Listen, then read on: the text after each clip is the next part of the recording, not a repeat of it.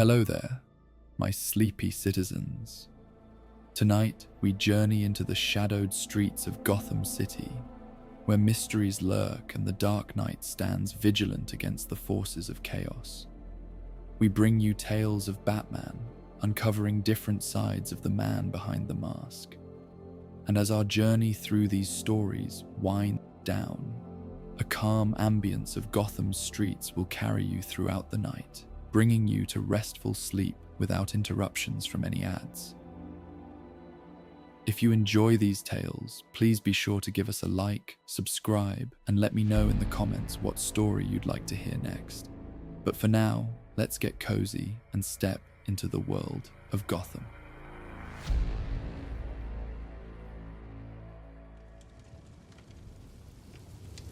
Gotham's rain fell like whispered secrets, each drop carrying the weight of the city's long memory as it slid down the weathered stone of ancient bell towers. These sentinels had watched over the streets for centuries, their shadows lengthening with each passing year. Tonight, those shadows seemed deeper, more pregnant with possibility. As dark clouds rolled across the moonlit sky, Batman stood motionless atop the westward tower, the oldest of Gotham's bell structures, his cape gathering the rain in gentle folds. From this height, the city spread beneath him like a dark tapestry woven with threads of light, each illuminated window a silent story. But tonight, his attention was fixed on the pattern of darkness sweeping between the towers, something large, winged, and purposeful. Third sighting this week, Oracle's voice came through his cowl. Same pattern. Appears just before midnight, circles the old district, then vanishes near the abandoned cathedral. Batman's eyes narrowed as he tracked the shadow's movement. There was something hauntingly familiar about its flight pattern, something that resonated with memory. Any connection to Langstrom? He asked, his voice barely audible above the soft rainfall. Uncertain, Oracle replied. Kirk Langstrom's been officially missing for 73 days. Francine reported him gone after he failed to return from his laboratory at Gotham University. His research notes were found scattered, incomplete. The winged figure banked sharply, disappearing behind the Gothic spires of Mason Tower. Batman fired his grapple and swung in pursuit, his movement a fluid arc through the rain-soaked night. The sensation was familiar, this chase, this prey, but something felt different.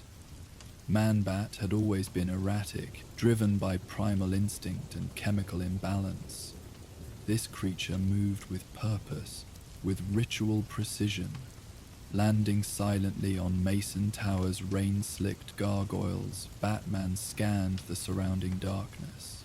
The creature had vanished again, melting into the night like a half-remembered dream. In the distance, Gotham Cathedral's massive clock face glowed ghostly blue, its hands frozen at midnight for over a decade. Alfred, Batman subvocalized into his communicator, pull everything we have on Langstrom's recent research. Something's changed. I've already begun, sir, Alfred replied, his voice carrying the quiet efficiency that had anchored Bruce through countless nights. Most curious findings, if I may say.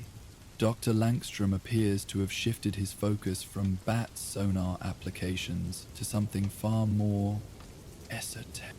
Batman fired his grapple again, swinging toward the university district. The rain had eased to a gentle mist that clung to his cape like morning veils. Explain.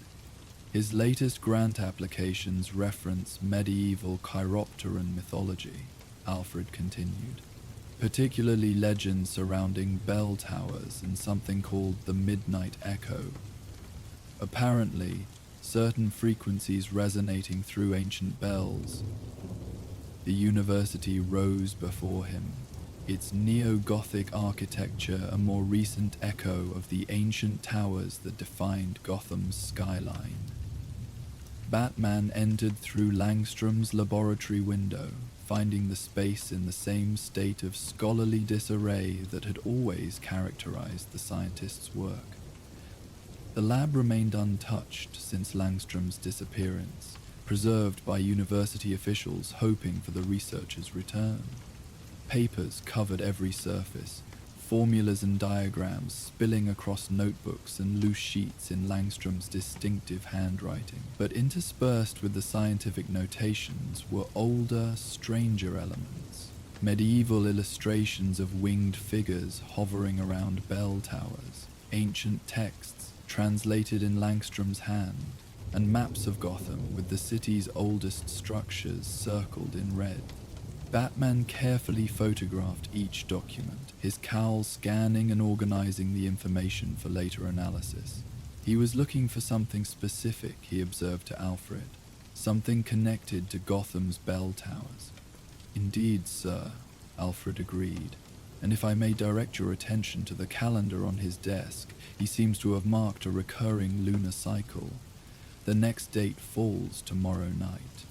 Batman's gaze fell on the notebook open beside the calendar.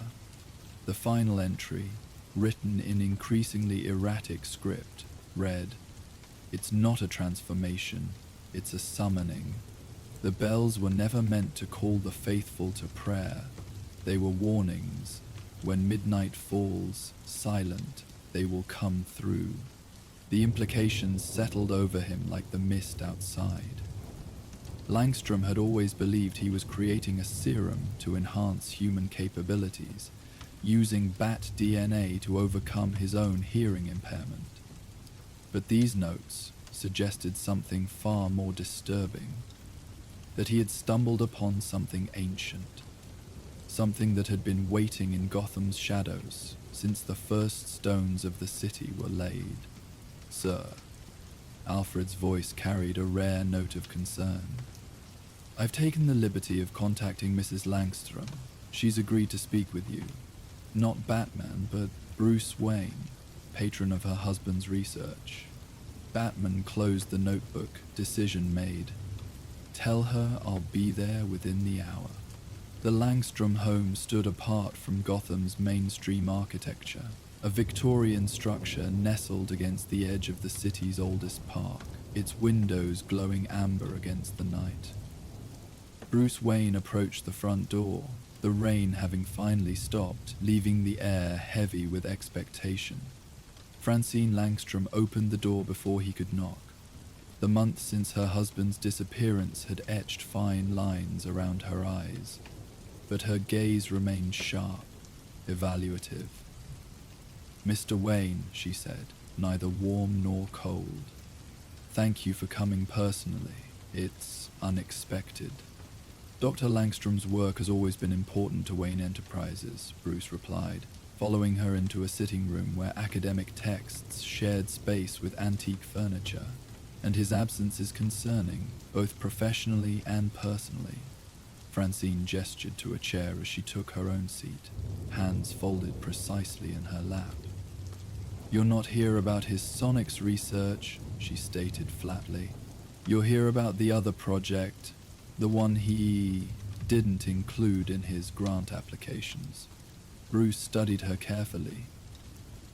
"You know about it then?" "I know that my husband found something he shouldn't have," she replied, her voice barely above a whisper, "something in the university's restricted archives while researching bat echolocation in medieval bell design." She rose and moved to a secretary desk, retrieving a small leather-bound journal. "He kept this separate from his official notes. I didn't show it to the police when he disappeared. I was afraid of what they might think." She handed the journal to Bruce, her fingers lingering on the worn cover. "Kirk was brilliant, Mr. Wayne, but brilliance can sometimes pierce veils better left intact." The journal contained entries dating back 6 months, beginning with academic curiosity about the acoustic properties of Gotham's oldest bells, and descending gradually into something darker, Langstrom had discovered that the city's original planners had built the bell towers according to specific mathematical formulas, creating a network of sound that, when activated in the proper sequence, produced frequencies beyond human hearing. He became obsessed with the pattern, Francine explained as Bruce read, with finding the missing piece. Gotham Cathedral's great bell, the one that hasn't rung since the clock stopped. He called it the Midnight Bell, and became convinced it was the keystone of the entire system. Bruce looked up from the journal. Did he ever mention what he believed the system was designed to do? Francine's gaze drifted to the window, where the city's distant lights glimmered. He said it was both warning and barrier, that the specific harmonics created what he called acoustical gates, preventing certain frequencies from resonating with our world. Her voice faltered. The last night, before he went missing, he said he'd found evidence that the cathedral bell had been deliberately silenced a century ago after something came through during a particular astronomical alignment.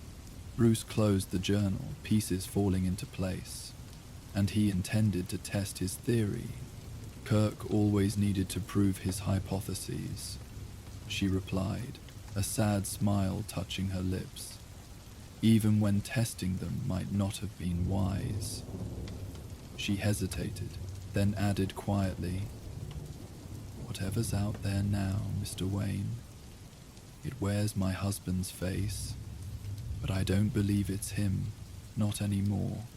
Bruce left the Langstrom home with the journal and a growing sense of urgency. The creature haunting Gotham's bell towers wasn't simply Man-Bat as he had previously encountered him. If Langstrom's research and Francine's fears proved correct, it was something using the familiar form as a vessel, something drawn by specific harmonic frequencies, waiting for the proper moment to fully emerge.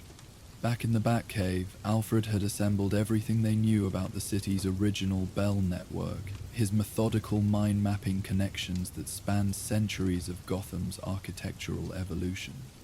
Fascinating construction, really, Alfred observed as Batman studied the three-dimensional model projected above the cave's main console.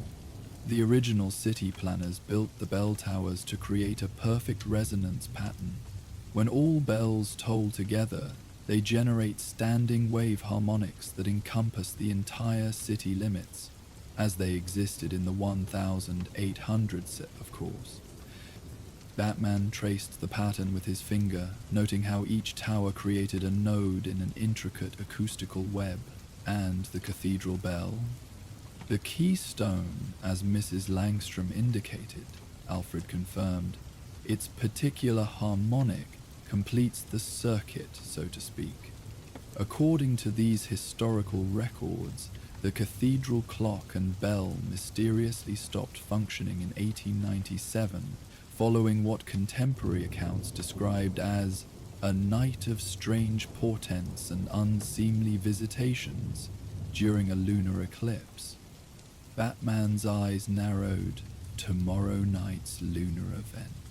Precisely, sir. A partial eclipse, occurring at local midnight, the first such alignment since 1897. The pattern clarified with cold certainty. The creature, whatever it truly was, had been using Langstrom's altered form to scout the bell towers, preparing for tomorrow night's astronomical alignment. Each appearance had followed the same ritual pattern, circling the towers in sequence before returning to the cathedral.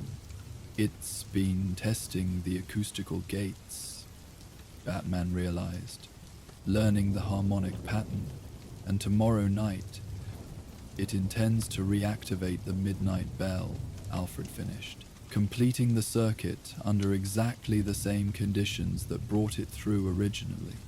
Batman turned to the Bat-computer, pulling up everything they knew about the cathedral's bell mechanism.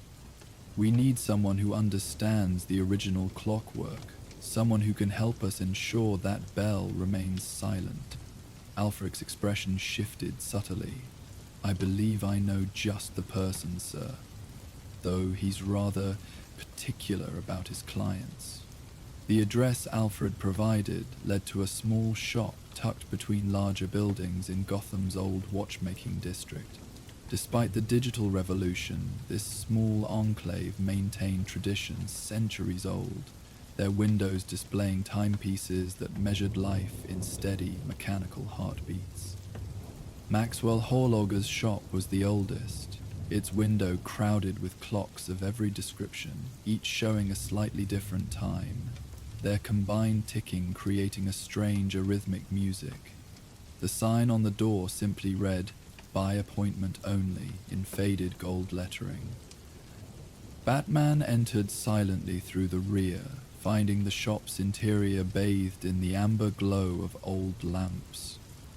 The walls were lined with clocks, their faces watching like unblinking eyes, their pendulums swinging in mesmerizing patterns. At the center, bent over a disassembled mechanism, sat an elderly man whose unseeing eyes were covered by thick, specialized lenses. "I don't recall making an appointment with the Batman," Horloge said without looking up, his fingers continuing their delicate work on the clockwork before him. But then, time has always been more fluid for some than others. Batman moved closer, noting how the watchmaker's fingers never hesitated despite his blindness. "You're the last person to service the cathedral clock before it stopped." Horloge's hands paused momentarily. That was quite some time ago, almost a lifetime. His head tilted, as if listening to something beyond human hearing.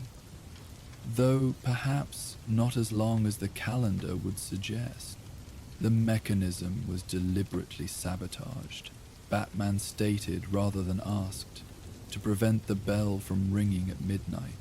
The old watchmaker's face creased in a smile that held little humor. Sabotage implies destructive intent. I prefer to think of it as protective adjustment. His fingers resumed their work on the clockwork. "Some bells are meant to remain silent, Batman. Some midnights should pass unmarked. There's a creature circling Gotham's bell towers," Batman pressed, using Dr. Kirk Langstrom's transformed body.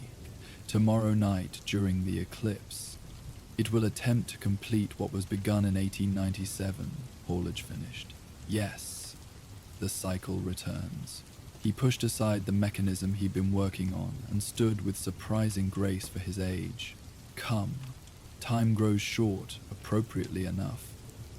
He led Batman to the shop's back room, a space that seemed larger than the building's exterior should allow. Here, hanging on the walls and suspended from the ceiling, were detailed models of every major clock and bell mechanism in Gotham, rendered with perfect precision despite the craftsman's blindness. "The cathedral clock was my first major commission," Horloge explained, moving unerringly to a large model near the center of the room. "And my most complex arrangement. You see, the mechanism doesn't simply tell time. It manages the harmonic resonance of the great bell." His fingers traced the model's intricate gears and counterweights. "In 1897, something came through when the frequencies aligned perfectly at eclipse midnight. Something that should have remained separate from our world. It took 7 lives before the bell was silenced, trapping it between resonance states. Langstrom found records of this," Batman said, "and believed he could control whatever emerged." Horloge nodded sadly. "A common human failing, believing we can harness forces we barely comprehend. Dr. Langstrom's serum made him particularly susceptible as a vessel. His altered DNA resonated with the entity, allowing it partial manifestation as it tested the acoustical barriers." The watchmaker turned his sightless gaze toward Batman. "Tomorrow night, if the cathedral bell tolls at midnight during the eclipse, the harmonic gates will fully open. What emerges will no longer need Dr. Langstrom's form as a vessel. and Gotham will face a darkness older than its foundation. How do I stop it? Horloge's expression grew grave. The entity can only be forced back when the acoustical pattern is broken. Each bell in the network must be rung in a specific counter-harmonic sequence during the eclipse. The cathedral bell must then toll a 13th hour that exists only during the alignment, the ghost hour that falls between worlds. He reached beneath his workbench and retrieved a small wooden box, its surface carved with mathematical formulas disguised as decorative patterns. This contains tuning forks calibrated to each tower's bell. Use them to verify the harmonic signature before advancing to the next. One mistake in the sequence will shatter the counterspin. It cannot be made. Batman took the box, understanding the precision required. And Langstrom? The old watchmaker's face softened with something like compassion. If the entity is fully banished, he may return to himself, but his consciousness has been stretched across the threshold. He may remember everything the entity experienced, or nothing at all. As Batman turned to leave, Horloge added quietly, "The Batman is also a creature of resonance, you know, a frequency that vibrates against Gotham's darkness. Take care that in confronting one manifestation, you do not lose your own harmonic signature." The night of the eclipse arrived with unnatural stillness. The perpetual background noise of Gotham seemed muted, as if the city itself were holding its breath. Batman positioned his allies strategically, Oracle coordinating from the clock tower, Nightwing and Robin stationed at key bell towers, prepared to implement the counter-harmonic sequence if needed. Alfred remained in the Batcave, Langstrom's journals and Horloge's acoustical mathematics spread before him. "The alignment begins at 11:40 p.m., he reminded Batman. "The entity will likely begin its final approach to the cathedral at that time." Batman stood atop the cathedral's western tower, the frozen clock face glowing faintly behind him. From this vantage, he could see each of the original bell towers, their weathered stones silver in the waning moonlight as the eclipse slowly began its celestial dance. "Movement at the university," Oracle reported. "Wing pattern matching previous encounters, but larger. Much larger." Batman activated his cowl's enhanced vision, scanning the night sky. There, a massive silhouette rising from the university's biological sciences building, its wingspan nearly twice what he'd observed in previous encounters. The creature that wore Langstrom's transformed body had grown, its bat-like features elongated into something more ancient and terrible, as if the man-bat form were merely a scaffolding for something still emerging. "It's following the same pattern," Nightwing reported from his position at Westwood Tower, circling each bell point but moving faster than before. Batman watched as the creature completed its circuit of the first tower and banked toward the second. Its movements remained ritualistic but carried new urgency as the eclipse continued its progression, the moon's light dimming incrementally. "All units, maintain position," Batman instructed. "We need to determine if it's simply following the pattern or actively attempting to trigger the bells." The answer came moments later as the creature reached Mason Tower. Instead of simply circling, it landed atop the bell housing, its transformed hands now more like taloned claws, gripping the ancient mechanism. A deep, reverberating tone sounded across the night as the bell began to swing. "It's activating the network," Batman realized. "Robin, counter-harmonic at your position, now." Robin struck the tuning fork against the stone of Park Row Tower, holding it against the bell to create the counter-frequency Horloge had specified. The discordant vibration rippled across the night, causing the creature to screech in apparent pain before abandoning Mason Tower and accelerating toward the next position.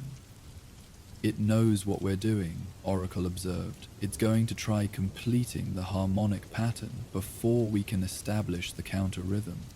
The creature moved with frightening speed now, reaching each tower and activating its bell before Batman's team could respond. The combined tones began creating the resonance pattern Langstrom's notes had described, a harmonic structure that seemed to make the very air between the towers vibrate with increasing intensity. "The mathematics are accelerating," Alfred reported, alarm evident in his voice. "The harmonic convergence is happening more rapidly than predicted. The entity is using the frequency pattern to pull itself further into our reality with each activated bell." Batman fired his grapple, swinging directly toward the creature as it approached Founder's Tower, the final bell before the cathedral itself. He intercepted it in mid-flight, the impact sending both figures tumbling through the air before they crashed onto the tower's stone observation deck. Up close, the transformation was more horrifying than Batman had anticipated. Langstrom's features were still recognizable but stretched and distorted, as if his physical form were being pulled between dimensions.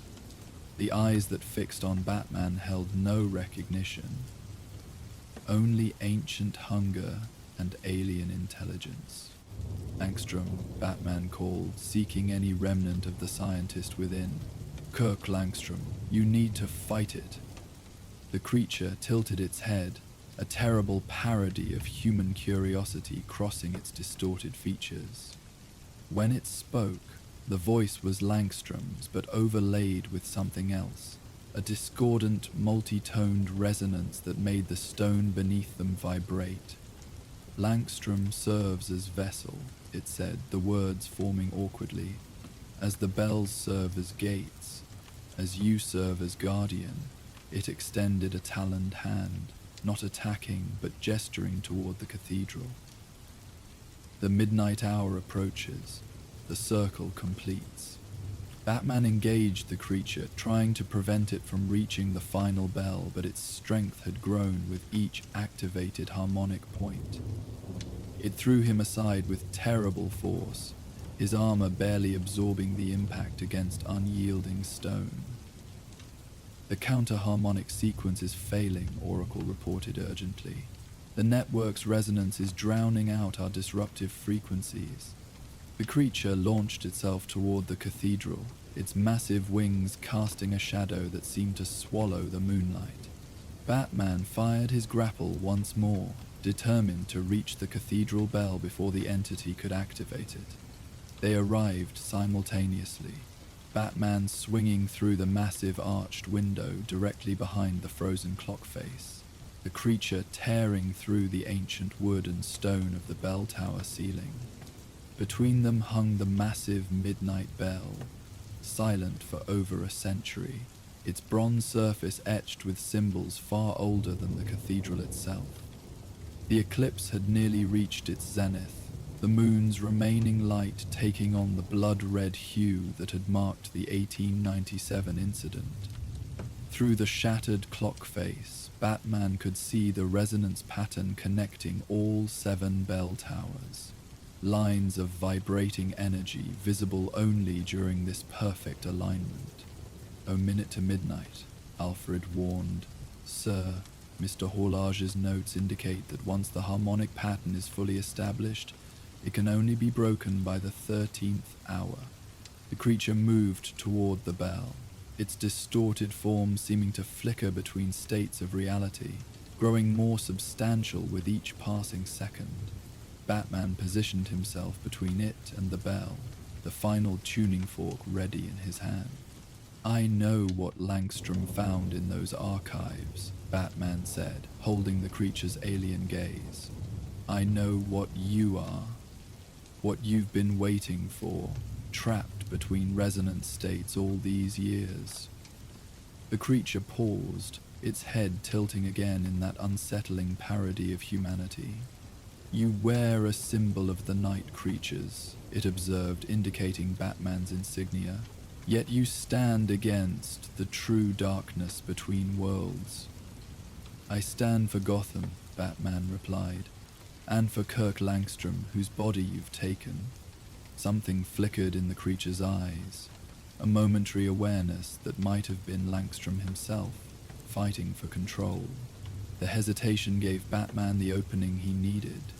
He struck the tuning fork and pressed it directly against the cathedral bell, just as the clock, frozen for decades, shuddered into motion. The first chime of midnight sounded, deep and resonant, sending vibrations through the tower's ancient stones. The creature screamed, a sound that contained both Langstrom's human agony and something far more alien. Its form began to warp more violently, stretching toward the harmonically charged space between the bell towers. "The pattern is collapsing," Oracle reported. Nightwing and Robin confirmed counter-harmonics at all positions. With each toll of the midnight bell, the creature's connection to physical reality seemed to weaken. By the 12th stroke, it had become almost transparent, its form wavering like heat distortion above summer pavement.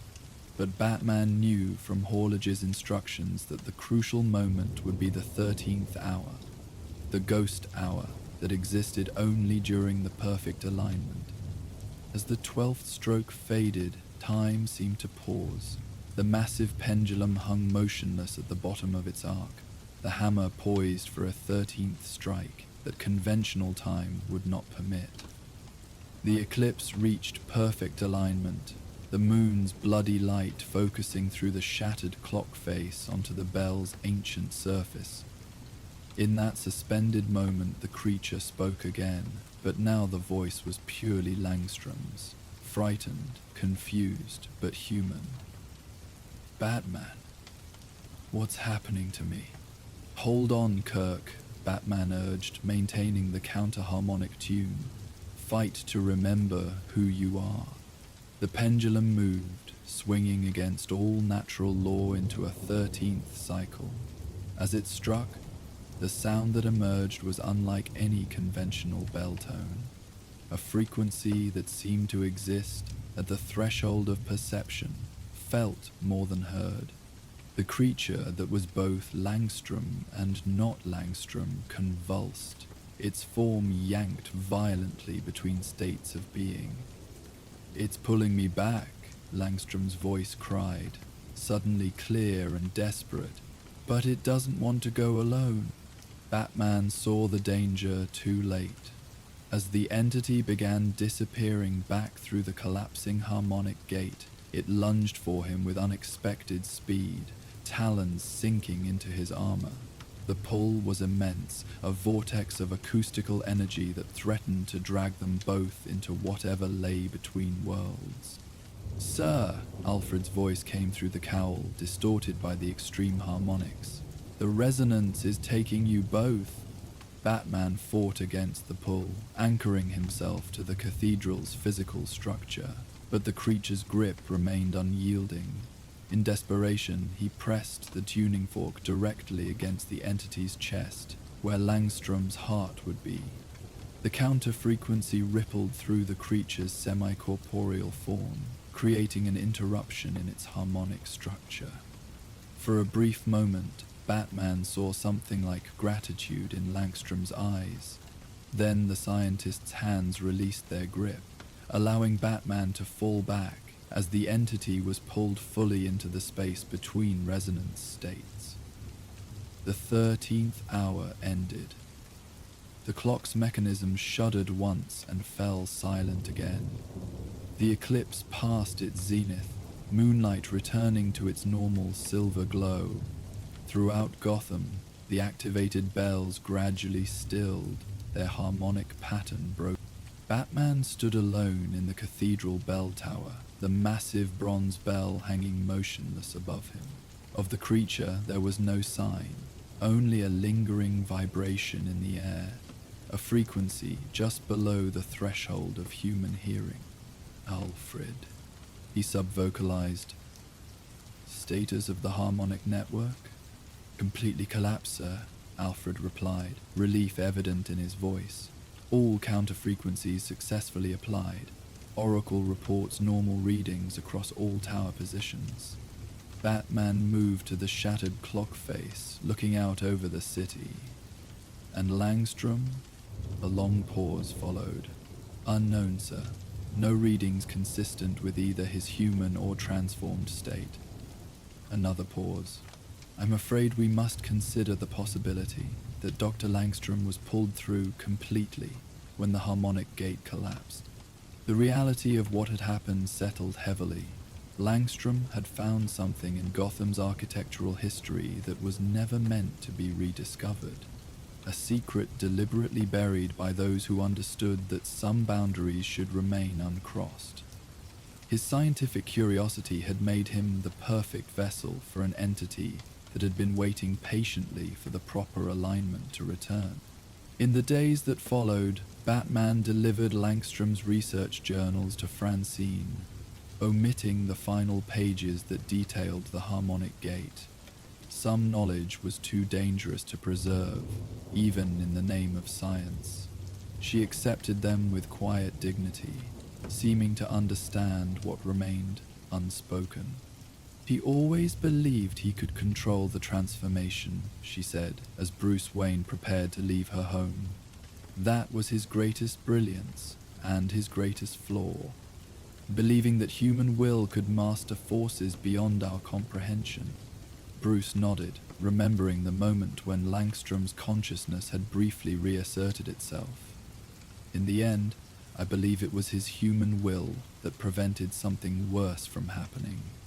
Francine's smile held both sadness and pride. Then, in the way that matters most, he found the control he sought.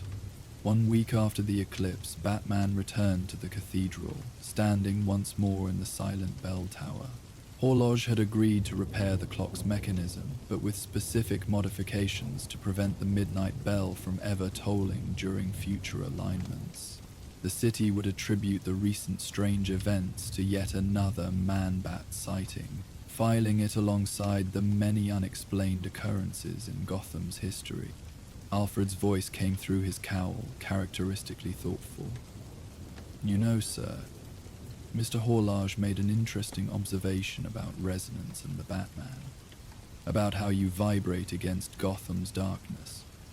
Batman watched as restoration workers carefully removed the shattered clock face, preparing to install Horloge's modified mechanism. What about it? Perhaps there's a reason the entity spoke of you as a guardian, Alfred suggested. Some legends speak of forces balanced against each other, darkness and light, chaos and order, existing in necessary opposition. Batman considered this as he looked out over the city, its lights glimmering against the night. The man-bat had always represented a shadow version of his own symbolism, the line between monster and protector, drawn by conscious choice rather than physical transformation. Langstrom had crossed that line unwittingly, becoming vessel to something that sought to use Gotham's own architectural heart against it. We build our cities on older foundations than we know, Batman said finally. Create symbols and guardians that echo ancient patterns, but in the end what matters is the choice, to protect rather than consume.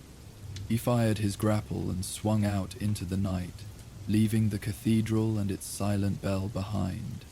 Somewhere in the distance, a clock struck midnight, its ordinary tone carrying across the sleeping city, marking time in the conventional world, where hours followed their proper sequence, and bells served only to measure the passing of moments, not the opening of doors between realities. Gotham slept peacefully beneath its ancient towers, unaware of how close it had come to facing a darkness older than its foundations. And Batman continued his vigil, a different kind of resonance against the night, not bound by harmonic mathematics or celestial alignments, but by the enduring human choice to stand against whatever darkness might emerge, from this world or any other. As he moved between the city's familiar shadows, Batman thought he detected a faint sound on the edge of hearing, leathery wings beating against the night air, too rhythmic to be ordinary bats. But when he turned to look, there was nothing visible against the star-filled sky, just Gotham's perpetual twilight and the quiet bells of its ancient towers, marking time in their steady, reassuring cadence. 3 nights later, as Batman patrolled the University District, Oracle's voice came through his cowl with carefully measured calm. There's been a development at Gotham General. A John Doe patient just regained consciousness after being found unconscious near the cathedral the morning after the eclipse. Batman altered his course immediately, swinging toward the hospital. Description: male, early 40s, severe disorientation and memory gaps. Attending physician noted unusual brain activity patterns during his unconscious state, rhythmic oscillations that didn't match normal human patterns.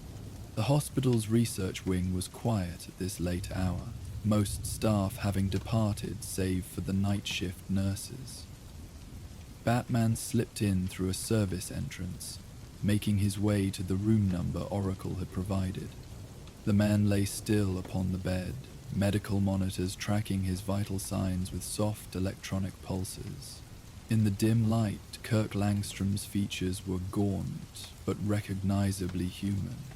No trace remained of the monstrous transformation Batman had witnessed in the bell tower. His condition? Batman asked Oracle quietly. Stable but unusual. Brain scans show activity in regions typically dormant in humans. The medical staff can't explain his survival. He was found with extreme hypothermia, yet no cellular damage. Batman moved closer to the bed, studying Langstrom's sleeping form. The scientist's breathing was deep and regular, but his eyes moved rapidly beneath closed lids, as if witnessing scenes invisible to others. Langstrom's eyes suddenly opened, focusing with surprising clarity on Batman's cowled figure. "You were there," he said, voice hoarse from disuse, "at the 13th hour. You remember." Langstrom's gaze drifted to the window, where Gotham's towers were visible against the night sky. "Not everything. Fragments, like memories from a life I never lived." His hands trembled slightly as he raised them, examining them as if confirming they were truly his own. "It used me to understand your world, to find the bell pattern, but when the harmonic gate collapsed, it let you go," Batman finished. "Not willingly." A shadow passed across Langstrom's features. "It tried to take me with it, but there was a moment, just one moment, when the frequencies aligned perfectly, creating a kind of harmonic null point. I felt myself separate from it." Batman remembered the instant when the tuning fork had touched the creature's chest, creating the counter-frequency that had disrupted its harmonic structure. What was it? Langstrom closed his eyes briefly, as if searching through fractured memories. Something old, something that remembered Gotham before there was a Gotham. It existed in the space between sound waves, between moments, waiting for the right resonance to let it through. His eyes opened again, focusing on Batman with sudden intensity. "It's still there, still waiting. The harmonic gate is closed, but not destroyed. Horologe has modified the cathedral clock," Batman assured him. "The bell won't toll during future alignments." Horologe. Langstrom spoke the name with surprising recognition. The clockmaker who isn't just a clockmaker. Yes, his adjustments will hold, for now. He sank back against the pillows, exhaustion evident in every line of his body. But Gotham's bells remain. The acoustical network still exists, dormant but intact, and the entity, It knows the pattern now. It experienced our world through me, learned our science, our mathematics. Next time, it won't need a vessel to guide it. Next time, the alignment repeats in 73 years, 5 months, and 12 days.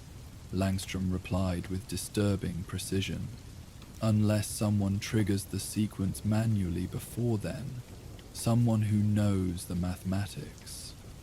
Batman studied the scientist carefully, noting how his gaze now avoided direct contact. Someone like you. Langstrom's laugh held no humor. I destroyed my research before I went to the cathedral that night, burned everything I'd learned about the harmonic gates. I knew it was dangerous, even as I was compelled to complete the work. His voice dropped to a whisper, but the knowledge is still here. He tapped his temple. Fragments, equations, frequencies that shouldn't resonate in human minds. I hear them when I sleep. You need help, Kirk. Specialized help. From whom? Langstrom asked with genuine curiosity. What discipline covers entities that exist in harmonic resonance states? What therapy addresses memories of witnessing reality from outside its normal flow? He shook his head slowly. No, Batman, what I need is purpose, direction. A way to use what I have experienced to protect others, not endanger them. Batman considered the man before him. Brilliant, damaged, but still fundamentally driven by the scientific desire to understand and improve the world. When you're released from the hospital, contact Lucius Fox at Wayne Enterprises. Tell him I sent you. We have resources for specialized research, including acoustical engineering applications for protective technologies. Relief washed over Langstrom's features. You would trust me? After what happened? I trust that you understand the consequences better than anyone, Batman replied. And sometimes, the person who opened the door is the one best qualified to design the lock. Langstrom nodded slowly, his eyelids growing heavy as the medication in his IV began to take effect. The resonance patterns. They could have applications beyond what the entity intended. Protective technologies, like you said. Ways to shield against frequencies that harm rather than heal. His voice grew fainter as he drifted towards sleep. I can hear the bells sometimes, still, but now they sound like warnings, not invitations. As Batman prepared to leave, Langstrom spoke once more, his words slurred but deliberate. When I was there, between worlds, I saw other guardians, other frequencies that stand against the darkness. You're not the only one, Batman, just the one Gotham needed. After Langstrom had fallen fully asleep, Batman slipped from the room as silently as he had entered. Outside, the night had deepened, a gentle rain beginning to fall once more upon the city. The drops created their own subtle music against stone and glass, a softer counterpoint to the memory of the bell's deep resonance. Alfred's voice came through the cowl, gentle but probing. Will you tell Mrs. Langstrom that her husband has returned? Yes, Batman replied, moving across rooftops toward the residential district where Francine still waited, caught between grief and hope. That he remembers being something other than himself? No. Some knowledge isn't ours to share. Very wise, sir, Alfred agreed. And what of Mr. Horloge's observation about your own resonance with Gotham's darkness? Batman paused on the edge of a Gothic cornice, rain gathering on his cape and running in rivulets to join the city below. The question deserved consideration. The parallel between his symbolic embodiment of fear and the ancient entity that had used Langstrom as its vessel. Both were responses to darkness, but with fundamentally different purposes. Resonance can amplify or cancel, Batman said finally. The entity sought to use Gotham's own architecture to create a gateway, to consume rather than protect. He fired his grapple, the line cutting through the gentle rain. What I do exists in opposition to that frequency, a counter-harmonic. Elegantly put, sir, Alfred replied, satisfaction evident in his voice. Batman swung through the rain-washed night, the familiar rhythm of movement through Gotham's vertical landscape carrying its own kind of resonance. Each building, each weathered stone and ancient spire, each modern glass tower and crumbling gargoyle, all were part of the city's deep architectural voice, its story told in materials and mathematics as much as in the lives of its people.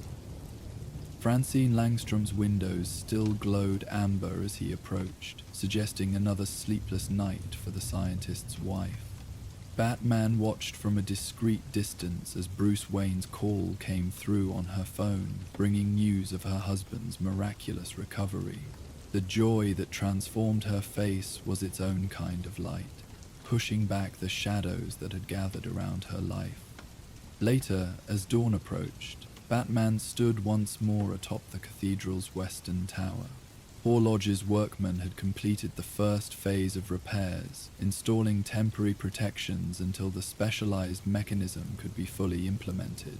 The great midnight bell hung silent in its housing, its ancient bronze surface catching the first faint light of morning. Below, Gotham was awakening, its rhythms and routines creating the familiar symphony of urban life. Few of its citizens would ever know how close they had come to facing something beyond comprehension, or that their safety had depended on understanding the mathematical properties of bells, installed centuries ago by architects who had known more than their historical records suggested. Batman touched the stone beneath him, feeling the faint vibrations of the city rising through ancient foundations. Gotham had been built and rebuilt many times, each iteration adding new resonances to its complex harmonic signature. Yet something essential remained constant, something that had called both to him and to darker forces, something that required guardianship. "Dawn patrol completed, sir?" Alfred inquired through the cowl. "Or shall I expect you home with the bats?" Batman allowed himself a small smile at the unintended resonance of the question. "On my way, Alfred, just listening to the city for a moment. And what does it tell you this morning?" Batman looked out over the awakening metropolis, its towers catching the sunrise in plains of gold and amber. "That some bells are meant to be silent, and others to sound the alarm. The difference lies in understanding which is which, and when." He fired his grapple one final time, swinging down from the cathedral toward where the Batmobile waited in a shadowed side street. As he descended, he passed between two of the building's ancient gargoyles, weathered stone sentinels that had watched over Gotham for centuries before Batman had claimed the night as his domain. Their sightless eyes seemed to follow his movement, their carved features holding secrets as old as the city itself. For a moment, just at the edge of hearing, he thought he detected the faint echo of a bell. Not the deep resonance of the cathedral's great midnight bell, but something softer, more distant, like the memory of sound rather than sound itself, the acoustical shadow of what might have been, or what might yet be, had the harmonic gates fully open. But then it was gone, lost beneath the growing sounds of morning traffic and human voices, the ordinary music of Gotham continuing its perpetual composition. Batman landed beside the Batmobile, the night's vigil complete. Whatever ancient forces had stirred within the city's architectural heart had been quieted, at least for now. As he drove through streets gradually filling with morning light, Batman reflected on Langstrom's final words before succumbing to sleep, that he was not the only guardian, merely the one Gotham needed. Perhaps each city, each collection of human lives and aspirations built upon foundations both literal and symbolic, generated its own protective frequency, its own resonant guardian shaped by the unique harmonics of its history and architecture. Back in the quiet sanctuary of the Batcave, Bruce removed the cowl, feeling the familiar transition between his nocturnal and diurnal identities. Alfred waited with his customary quiet efficiency, a light breakfast prepared despite the unusual hour. "I took the liberty of contacting Lucius about Dr. Langstrom," Alfred mentioned as Bruce changed into civilian clothes. "He's quite intrigued by the possibility of acoustical research applications, something about frequency-based security systems." Bruce nodded, satisfied that this direction would provide Langstrom with both purpose and supervision. "Let Francine know that Wayne Enterprises will cover his medical expenses," he added, "and arrange for specialized care if his condition requires it." "Already done, sir," Alfred replied, "though the hospital reports his recovery is proceeding remarkably well, physically at least." He hesitated briefly. "As for the psychological aspects of his experience, some journeys change us, Alfred," Bruce said quietly. "Not all transformations can be reversed entirely. Langstrom will need to find his own way back, much like you did after your own journeys into darkness," Alfred observed with characteristic insight. Bruce didn't respond directly, but the parallel wasn't lost on him. His own symbol, the bat, had emerged from his encounter with fear, transformed into something that could be harnessed rather than something that controlled him. Langstrom's path had been different, his transformation more literal, but perhaps the underlying pattern wasn't entirely dissimilar. As morning fully claimed the world above, Bruce finally allowed himself to rest, the events of the night settling into memory. In his dreams, bells tolled across Gotham, their harmonics creating patterns both mathematical and mystical. But they were no longer harbingers of doors opening between worlds.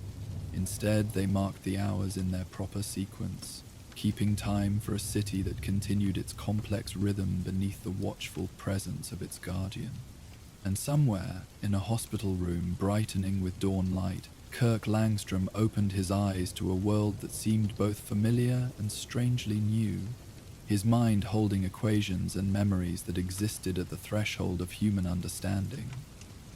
The sound of bells had faded from his consciousness, replaced by the ordinary, magnificent music of heart monitors and human voices and the gentle morning rain against his window. Both men, in their separate sanctuaries, had emerged from encounters with forces that existed at the boundaries of comprehension. Both carried the marks of those encounters, visible or otherwise, and both had chosen, in their different ways, to stand as guardians rather than gateways, to protect the boundaries between worlds rather than breach them, to maintain the delicate harmonic balance that kept Gotham safe beneath its ancient watchful towers. The city slept and woke and lived its countless stories, largely unaware of the mathematical music that hummed through its architectural bones, or of how close it had come to hearing the forbidden 13th hour toll from a bell meant to remain forever silent. In the quiet moments between events, between heartbeats, between the precisely measured moments that humans called time, other frequencies still waited, still listened. But for now at least, the only wings that moved through Gotham's night belonged either to ordinary bats or to the solitary figure who had claimed their symbolism as his own. And the midnight bell, hidden within its tower, remained silent, its purpose transformed from invitation to warning, from gateway to barrier. Its bronze surface caught occasional moonlight through the newly repaired clock face, the ancient symbols etched into its metal holding secrets that would remain unvoiced, its deep harmonic voice instilled by those who understood that some sounds were never meant to resonate through the delicate architecture of human reality. In time, perhaps, the memory of the entity that had used Langstrom's transformed body would fade, becoming just another strange tale in Gotham's long history of unexplained occurrences. But the knowledge would remain with those who had confronted it, the understanding that beneath the city's visible structures lay older patterns, older mathematics, older music, waiting to be remembered, or perhaps deliberately forgotten. Batman would continue his vigil, moving through the city's nightscape with the fluid grace that had become his signature. And with each swing between Gotham's towers, each silent landing upon ancient cornices and modern steel, he would create his own counter-frequency, his own resonant opposition to whatever waited in the spaces between sound and silence, between light and darkness, between the measured hours of ordinary time and the unmeasured eternity that lay beyond the 13th chime. As the final echoes of the midnight bell faded into memory, Gotham's ancient towers stood silent once more, their secrets safely guarded. Batman continued his nightly vigil, a solitary guardian moving through shadows, always alert to the city's countless whispers. 3 weeks passed in relative quiet. The creature that had worn Kirk Langstrom's form was gone, returned to whatever resonant space existed between worlds. Langstrom himself had begun his slow recovery, working with Lucius Fox at Wayne Enterprises to transform his otherworldly knowledge into protective technologies. But Gotham's respite would prove brief. As Batman perched atop the GCPD headquarters one rain-slicked evening, Commissioner Gordon approached the activated signal with unusual tension in his stride. "Another one," Gordon said without preamble, handing over a sealed evidence bag. Inside lay a pristine white card, its surface marked with an intricate pattern of dots, dashes and symbols arranged in a spiral formation. "Fourth one this week," Batman observed, studying the complex arrangement through his cowl's enhanced vision. Gordon nodded grimly. Each delivered to a different city official. No demands, no threats, just these patterns that none of our cryptographers can decipher. Batman carefully returned the card. Where was this one found? Deputy Mayor's private elevator. Security cameras showed nothing. Gordon's weathered face betrayed his concern. Whatever game is being played, it's escalating. The patterns are getting more complex, and they're appearing in increasingly secure locations. Batman's mind was already analyzing possibilities, following threads of logic to their most likely source. "I'll look into it." As he fired his grapple and swung away into the night, Batman knew that Gotham's brief peace had ended. A new challenge was emerging, not from ancient harmonic gates or interdimensional entities, but from a brilliant, fractured mind that spoke in riddles and codes, weaving patterns meant to be both puzzle and challenge. The whispering code had begun, and somewhere in Gotham's labyrinth of possibilities, the Riddler was waiting for Batman to follow the breadcrumbs of logic to their inevitable confrontation. The midnight rain washed over Gotham in gentle waves, droplets tracing intricate patterns down the glass of Wayne Manor's library windows. Outside, ancient oak trees swayed in the autumn breeze, their silhouettes visible only when lightning occasionally illuminated the sprawling grounds.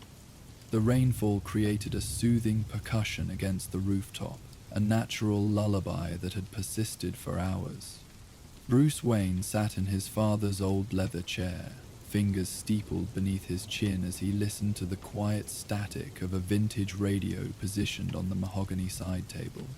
The device was an elegant relic from another era, polished walnut with brass dials that caught the warm glow of the library's fireplace. The dancing flames cast long shadows across leather-bound volumes that lined the walls, collections spanning centuries of human knowledge. For 3 nights, reports had filtered in through Oracle's network about strange broadcasts interrupting regular programming, soft melodic whispers that listeners described as oddly familiar and impossible to ignore. The phenomenon had begun in isolated pockets of the city, a small apartment complex here, a suburban neighborhood there, but had steadily expanded its reach. Now, entire districts were reporting incidents. Most concerning were the after effects. People reported losing time, waking hours later with vague memories of having completed tasks they couldn't recall starting. Some had rearranged furniture into peculiar geometric patterns. Others had written pages of text they didn't remember composing, full of references to dreams and lullabies. Master Bruce, Alfred's voice came softly from the doorway, not wanting to disturb the concentrated silence. Miss Gordon has forwarded the latest recording. This one managed to affect an entire apartment building on the east side. 27 residents, all found wandering in their hallways at 3 a.m., reciting nursery rhymes in perfect unison. Bruce's eyes remained fixed on the rain-streaked darkness beyond the window. And the pattern is consistent with the previous incidents? I'm afraid so, sir. A broadcast lasting precisely 7 minutes and 13 seconds, followed by mass suggestibility lasting approximately 4 hours. Alfred placed a tablet on the side table, its screen displaying waveform analyses of the mysterious broadcast. But there's something else this time. Miss Gordon isolated a verbal component buried beneath the melodic elements. Bruce finally turned, taking the tablet and studying the highlighted section of the audio spectrum. A riddle. Yes, sir. Rather on the nose, wouldn't you say? Bruce tapped the screen, and a distorted voice emerged from the tablet's speakers, barely audible beneath layers of soothing tones and gentle white noise. I whisper secrets to your dreams, awake but sleeping all the same. What once brought comfort brings control, when lullabies become my game. Riddler, Bruce said, the name carrying the weight of certainty. This has all the hallmarks of Edward Nygma's work, the compulsion toward puzzles, the theatrical flair, the need to be recognized for his brilliance. But, sir, this is rather a departure from his usual methodology, is it not? There are no death traps, no grand schemes demanding public attention. Alfred's brow furrowed with genuine concern. These broadcasts seem almost intimate in their approach. Bruce rose from the chair, moving toward the rain-streaked window. That's what worries me, Alfred. Riddler has always been about spectacle, about proving his intellectual superiority through public demonstration. This is different, quieter, more patient. He turned back to face his oldest friend and confidant, and potentially far more dangerous. How so, sir? Because he's not trying to control bodies this time. He's going after minds. The rain continued its gentle percussion against the glass, a counterpoint to the subtle static still emanating from the vintage radio. Bruce reached out and turned the dial, silencing it with a decisive click.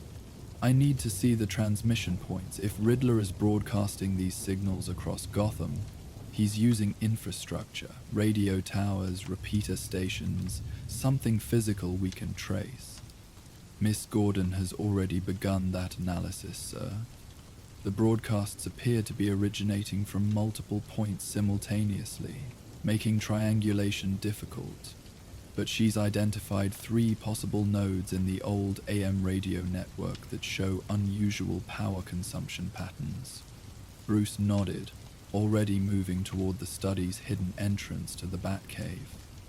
Tell her to send the coordinates to the Batmobile. I'll investigate the first location tonight.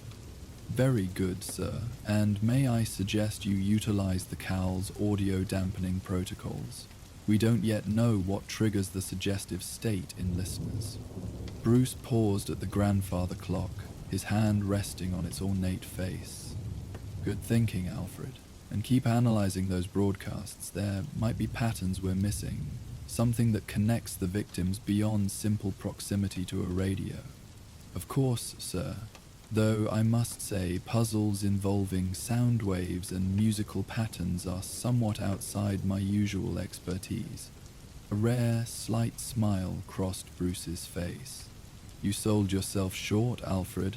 I seem to recall a certain butler who could identify any classical composition within 3 notes when I was a child. Ah, well, Alfred straightened almost imperceptibly. One does acquire certain skills over a lifetime of service. I shall endeavor to put them to good use.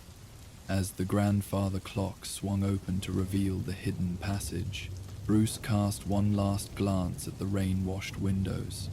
Something about this case stirred memories he couldn't quite place. Echoes of childhood comforts twisted into something unsettling. The feeling followed him down into the cave's familiar shadows, persistent as the gentle drumming of raindrops against glass. The first transmission site was an abandoned radio station on Gotham's outskirts, its Art Deco facade long since surrendered to creeping ivy and urban decay. WGCR had once been the voice of Gotham's golden age, broadcasting big band music and radio dramas that captivated the city during simpler times. Now it stood like a forgotten sentinel among overgrown grounds, its elegant curves and geometric patterns still visible beneath decades of neglect. The rain had eased to a gentle mist that hung in the air like a translucent veil, diffracting the distant city lights into soft halos. Droplets clung to Batman's cape, occasionally releasing to join puddles that mirrored the clouded sky above. The silence here at the city's edge was different from downtown Gotham, less the absence of sound than a different composition of it. Wind through hollow structures, the occasional distant train, the soft settling of abandoned buildings. Batman approached silently. The Batmobile left a quarter-mile back to avoid detection. His footsteps made no sound as he moved from shadow to shadow, the environment itself providing perfect concealment. The station's windows were mostly broken, frames empty like eye sockets in a skull, yet one room on the second floor glowed with faint blue light. Technological life in an architectural corpse. The building's rooftop still supported a modest broadcast tower, its red warning light blinking steadily against the night sky, a sign that despite appearances, something inside remained operational. The rhythmic pulse of crimson seemed to match the cadence of the lullabies that had been spreading through Gotham's airwaves, a deliberate synchronization that spoke to Riddler's attention to detail. Oracle, Batman sub-vocalized, activating his secure comlink. I'm at the first location. There's power running to the building. Barbara Gordon's voice came through with perfect clarity. That matches what I'm seeing. The property's been abandoned for nearly a decade, but someone filed permits for emergency generator installation 3 months ago, listed as historical preservation measures for the broadcast equipment. Let me guess, the paperwork checks out perfectly. So perfectly it might as well have a neon sign saying fabricated. The company that filed the permits doesn't exist beyond a very convincing digital footprint that appeared exactly 1 day before the filing. Batman moved toward a rusted fire escape, testing its stability before beginning his ascent. Riddler's planning window is getting longer. 3 months of preparation suggests whatever he's building toward is significant. I've been scanning city records for similar permits at the other potential transmission sites. Found 2 more with the same pattern. Abandoned AM stations brought partially back online, under the guise of historical preservation. Batman reached the roof, crouching beside the broadcast tower to examine its base. He's creating a network. The question is why he needs multiple transmission points for what appears to be a single broadcast. Coverage area, Oracle suggested. Maybe he needs to blanket the entire city. Possibly. Batman found what he was looking for, a maintenance hatch recently cleared of rust and debris. But Riddler doesn't think in simple terms. Multiple points means multiple variables, multiple layers to his puzzle. The hatch opened with surprising smoothness, revealing a ladder descending into darkness.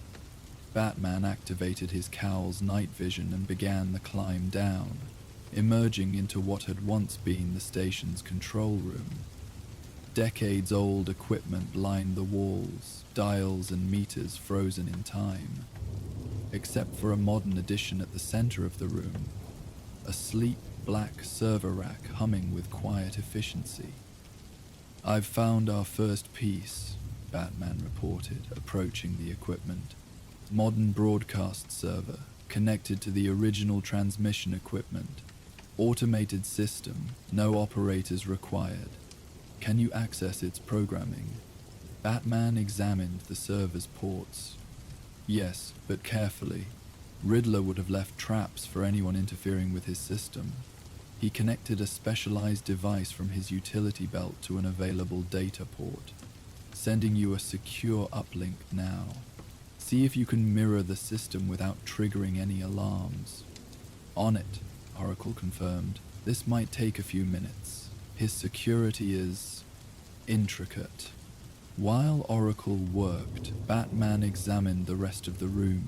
Despite decades of abandonment, the space was remarkably clean. No dust on the surfaces, no debris on the floor. Someone had prepared this location with meticulous care. "Found something interesting," Oracle's voice returned. "The broadcast pattern isn't just random timing. It follows mathematical sequences, prime number intervals, with specific durations corresponding to musical notation. Music theory, more like music therapy from what I can tell. The system is analyzing response patterns from listeners, then adjusting subsequent broadcasts for maximum effect. It's learning what works best to induce the trance state." Batman's attention was drawn to a small object taped beneath the main console, a green envelope marked with a familiar question mark. "Riddler's left us a message. Be careful," Oracle cautioned. "It could be rigged." Batman scanned the envelope with multiple detection modes before carefully opening it. Inside was a single card, bearing an elegant script. "Lullabies and alibis, memories that harmonize. What once was sung to soothe your fears becomes the key to Gotham's tears. Find the melody that lingers still, from cradle days on memory's hill. The next note waits where silence reigns, where ghostly voices still remain." Another riddle, Batman confirmed, transmitting an image to Oracle. This one's more personal. He's referring to lullabies, childhood memories. "Where silence reigns, where ghostly voices still remain," Oracle repeated. Could be referring to another radio station, maybe one that's fully abandoned rather than partially operational. "No," Batman said after a moment's consideration. "He's being more literal. He's sending us to the Gotham Cemetery." There was a brief pause before Oracle responded. "The old caretaker's chapel has a carillon, a bell tower with a keyboard instrument. It hasn't been used in years, but it's still maintained as a historical landmark. That's our next location. I'll finish here first." Batman turned his attention back to the server. "Have you extracted what you need?" "Almost. The system's activation protocols are tied to specific astronomical events. Tonight's broadcast is scheduled for 2:13 a.m., exactly when the moon reaches its zenith over Gotham." Batman checked the time display in his cowl. 11:47 p.m. "Just over 2 hours. Can you delay or block the transmission?" "Not without risking a cascade failure that might trigger whatever contingencies Riddler has in place. But I might be able to modify the broadcast, strip out the suggestive elements while maintaining the overall pattern." "Do it," Batman instructed, "and alert Alfred. We need to establish a safe room at the cave, somewhere completely isolated from external broadcasts, where we can analyze what we've found. Already on it. Alfred's converting the old seismic monitoring chamber. Its walls are lead-lined, and it has independent power and air systems. Batman disconnected his device from the server, careful to leave no trace of his intrusion. I'm heading to the cemetery. Keep monitoring the other transmission sites and see if you can predict the coverage pattern for tonight's broadcast. Will do. And Batman, be careful. These riddles feel different somehow. More personal. I noticed, Batman replied, already moving toward the ladder. That's what concerns me. The Gotham Cemetery spread across 30 acres of rolling hills on the city's northern edge, its wrought iron gates standing sentinel between the living and the dead. Founded in the 1830s, it held generations of the city's inhabitants, from founding families whose names still adorned streets and buildings, to countless anonymous souls whose stories had faded with time. Marble angels and granite obelisks rose from manicured lawns, their stone wings and spires silver blue in the moonlight that now filtered through parting clouds. The night air had cleared after the rain, carrying the scent of wet earth and stone, of roses left on recent graves, and the ancient smell of yew trees that lined the central pathway. Occasional droplets fell from overhanging branches, creating gentle percussion against leaves and stone alike. The breeze carried whispers, not supernatural, but the natural sounds of branch against branch, leaf against leaf, a quiet symphony that could, to receptive ears, sound almost like distant voices. Batman approached on foot, the Batmobile once again left at a discreet distance, hidden behind a mausoleum bearing the name of a long-extinct Gotham banking family. His cape settled around him, occasionally stirring in the light wind as he moved between monuments with practiced silence. The graveyard at night held no supernatural fears for him. He had faced too many real monsters to be troubled by imagined ones. But the weight of accumulated grief that permeated the place was undeniable. This was a landscape shaped by loss, every stone a marker of someone's deepest pain. The caretaker's chapel rose from the cemetery's highest point, its Gothic spire silhouetted against the cloud-streaked sky. As Batman drew closer, the soft strains of music drifted through the night air. A gentle melody played on bells, so faint it might have been imagination. Oracle, he subvocalized. Do you have any record of the carillon being scheduled for use tonight? Negative. According to city records, it hasn't been played publicly in over 5 years. Yet the music continued, a delicate progression of notes that teased at Batman's memory. Something familiar in the melody tugged at him, like a half-remembered dream. He approached the chapel cautiously, all senses alert for traps or surveillance. The chapel door stood slightly ajar, warm light spilling out across the stone steps. Batman paused, scanning for security measures or pressure plates. Finding none, he moved silently through the doorway into the chapel's main chamber. The space was empty of people but filled with sound. The bell melody now clear and distinct, playing from hidden speakers. At the chapel's center stood an antique music box, its cylinder turning slowly as a handwritten note rested beside it. Some songs never leave us, do they, dark night? Batman approached carefully, examining the music box without touching it. The craftsmanship was exquisite, the kind of heirloom that would be passed down through generations of a wealthy family. Oracle, I need you to analyze this melody. The chapel is empty, but Riddler's left another message. A music box, playing what sounds like a lullaby. Transmitting now, Batman said, activating his cowl's audio recording function. The melody continued its gentle progression, the notes rising and falling in a pattern that seemed increasingly, disturbingly familiar. After several seconds of transmission, Oracle's voice returned with uncharacteristic hesitation. Batman, this melody, it's not just any lullaby. What is it? According to Alfred, it's a rare variation of an old European folk song. He says your mother used to sing it to you.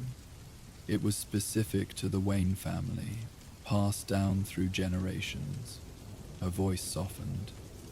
It's called The Twilight Guardian.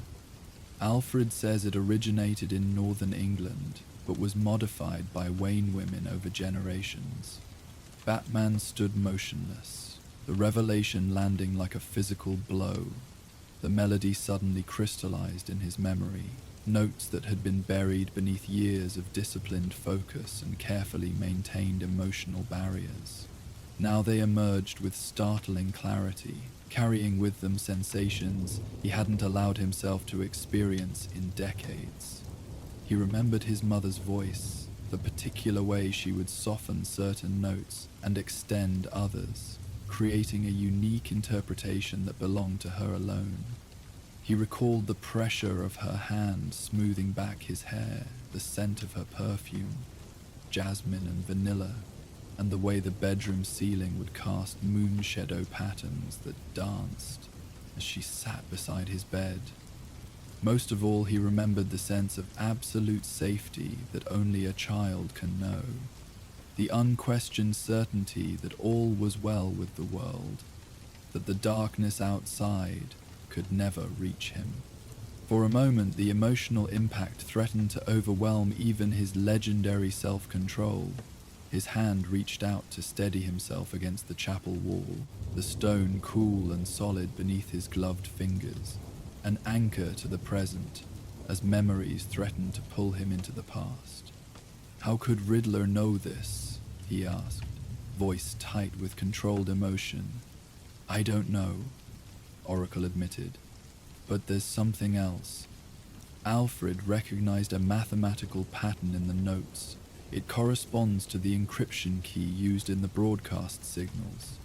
This lullaby isn't just a psychological trigger. It's actually part of Riddler's code. Batman carefully examined the note beside the music box, turning it over to reveal more text on the reverse. What once was comfort becomes confusion. What once was love becomes control.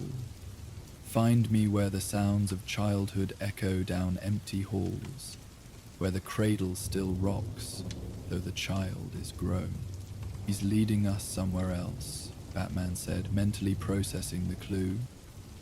Somewhere connected to childhood, to lullabies. The Gotham Children's Museum, Oracle suggested. They have an entire wing dedicated to the history of childhood, including a collection of antique cradles and music boxes. No, Batman replied after a moment's consideration. It's more specific than that. He's talking about the Westwood Orphanage on the east side. It was closed down years ago after funding cuts, but the building still stands, and it housed a music therapy program that was revolutionary for its time, using lullabies and folk songs to help traumatized children sleep. The timing fits, Oracle confirmed, keys clicking rapidly in the background. The orphanage's final closure was exactly 7 years and 13 months ago.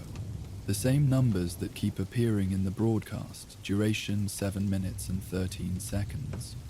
I'm sending you the orphanage's floor plans now. And Batman, it's 1:24 a.m., less than an hour until the next broadcast.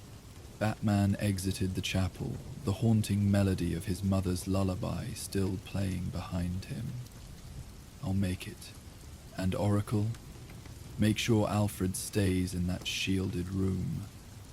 Whatever Riddler's planning, I don't want either of you exposed to it. Understood, be careful. The Batmobile cut through Gotham's empty streets, its engine a subdued growl as Batman pushed it to its limits. The vehicle moved like a shadow through the misty night, its sleek form occasionally catching the reflection of streetlights that created streaks of amber and silver along its surface. Within the cockpit, displays illuminated Batman's face with a soft blue glow as data from Oracle's analysis scrolled across multiple screens. The city itself seemed unnaturally still. Streets that would normally pulse with nightlife even at this late hour were deserted. Word of the strange broadcasts had spread through social media and emergency alerts, causing many to retreat behind closed doors, radios and electronic devices silenced.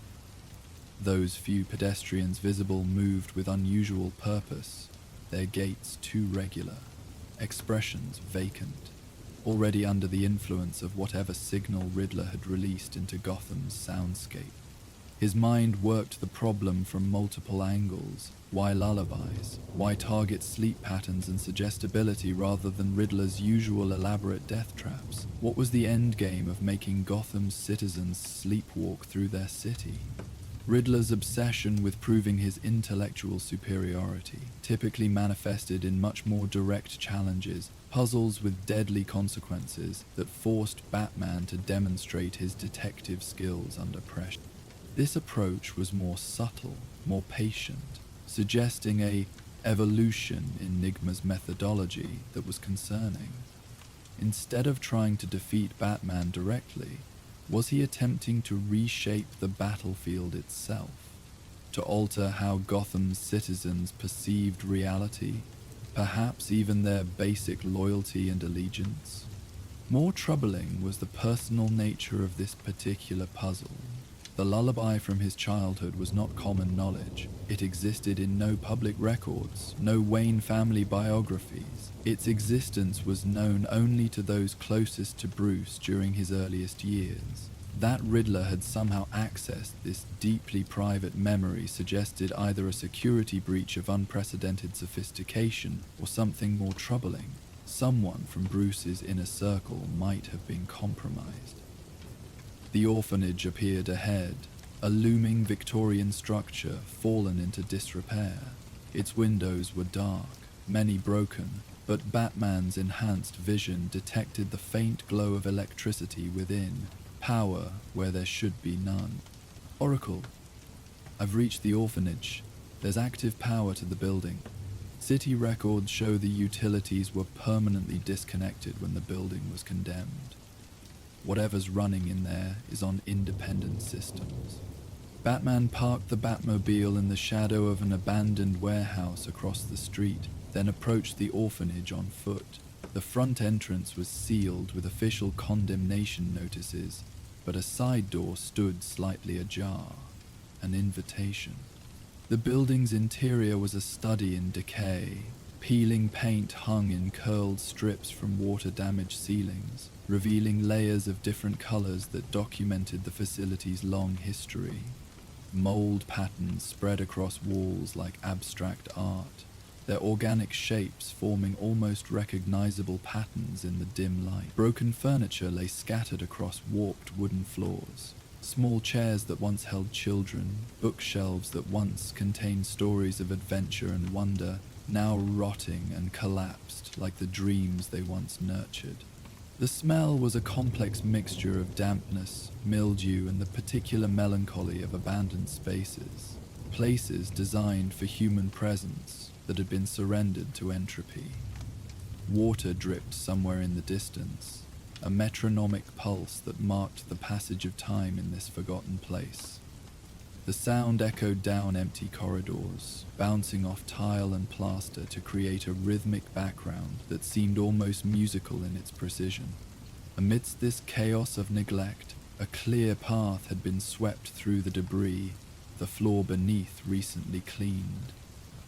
Footprints in the remaining dust revealed methodical movements, precise, purposeful work rather than vandalism or urban exploration.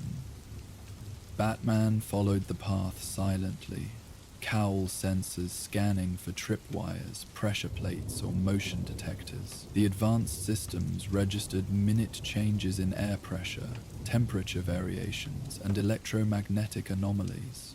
all indicating sophisticated technology recently installed within these decaying walls. The freshly cleared path led to what had once been the orphanage's common room, a large space where children would have gathered for meals, lessons, and activities. Faded murals still adorned the upper walls, pastoral scenes of children playing in idyllic landscapes, their paint cracked and peeling, but the images still recognizable. Metal tracks on the floor showed where folding partitions had once divided the space for different functions. A stone fireplace dominated one wall, its hearth cold for decades, the mantel above bearing the orphanage's motto carved in worn letters, "Solace in Community." Now this space held a single object at its center, an antique record player of exceptional quality, its walnut cabinet polished to a rich luster that seemed out of place amidst the decay.